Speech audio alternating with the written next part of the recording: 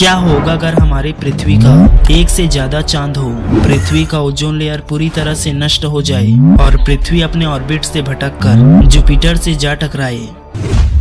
तो दोस्तों, अगर पृथ्वी के पास सिंगल मून की जगह मल्टीपल मून होते तो शायद आज हम यहाँ बात नहीं कर रहे होते। ऐसा इसलिए क्योंकि जहाँ जुपिटर और सैटर्न जैसे बड़े प्लैनेट के पास इतना स्ट्रॉन्ग ग्रेविटेशनल फोर्स होता है कि वो बड़ी आसानी से मल्टीपल मून्स को अपने अपने ऑर्बिट में स्टेबल रख पाता है, जबकि वहीं पर पृथ्वी की ग्रेविटी वीक है, जिसके कारण वो मल्टीपल मून को कुछ घंटों तक ही अपने ऑर्बिट में रख पाएगा, जिसके बाद वे सभी मून आपस में कोलाइड हो जाएंगे और पृथ्वी से ही आकर टकरा जाएंगे, जिससे चंद सेकंड में ही पूरी पृथ्वी से जीवन समाप्त हो जाएगा। यही कारण है कि ऊपर वाले ने जिसको जितना दिया है पर्याप्त है।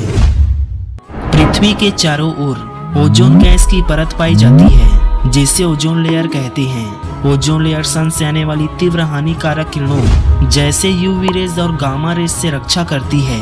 पर अगर ओजोन लेयर गायब हो जाए तो क्या होगा?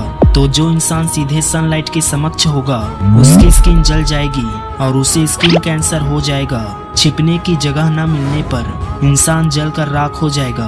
पेड़ पौधे अल्ट्रावायलेट किरण की उपस्थिति में फोटोसिंथेसिस से भोजन बनाते हैं, पर ज्यादा किरण मिलने से डीएनए डैमेज हो जाएगा और सभी पेड़ पौधे मरने लगेंगे।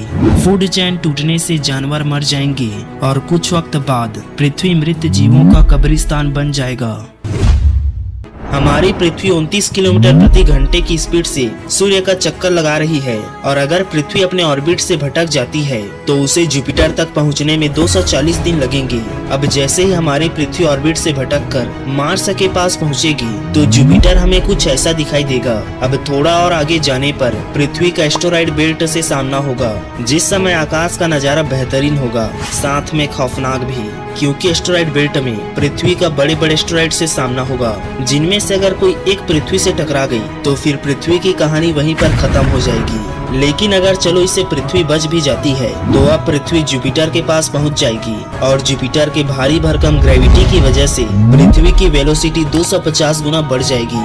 अब जैसे ही दोनों प्लैनेट के एटमॉस्फेयर आपस में टकराएंगे तो घर्षण की वजह से चंद सेकंड में ही धरती का टेम्परेचर लाखों डिग्री तक पहुंच जाएगा और अगर हम मानव अभी तक बचे हुए थे तो हम जल भून कर नष्ट हो जाएंगे।